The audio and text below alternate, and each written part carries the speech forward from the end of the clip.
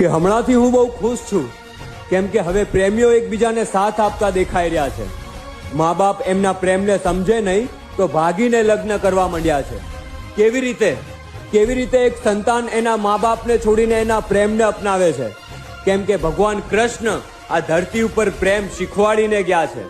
એટલે પ્રેમ તો આ મનુષ્યને અદ્ભુત થવાનો, પણ હવે ભગવાન કૃષ્ણનો ઈશારો આ મનુષ્યને સમજવાની જરૂર છે. કેમ કે વર્ષો જૂનો ઇતિહાસ રાધા અને કૃષ્ણના પ્રેમનો એ તો બધાય મા બાપને ખબર છે.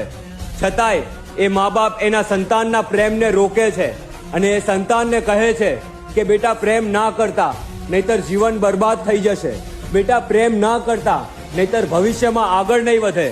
તો મારે એ મા બાપને એટલું જ કહેવું છે કે જો પ્રેમ કરવાથી જીવન બરબાદ થતું હોત, જો પ્રેમ કરવાથી ભવિષ્યમાં આગળ ના વધતા હોત, તો આજે પ્રેમ શબ્દ બનાવનાર ભગવાન કૃષ્ણની મૂર્તિ લોકોના ઘરે ઘરે પૂજાતી ના હોત.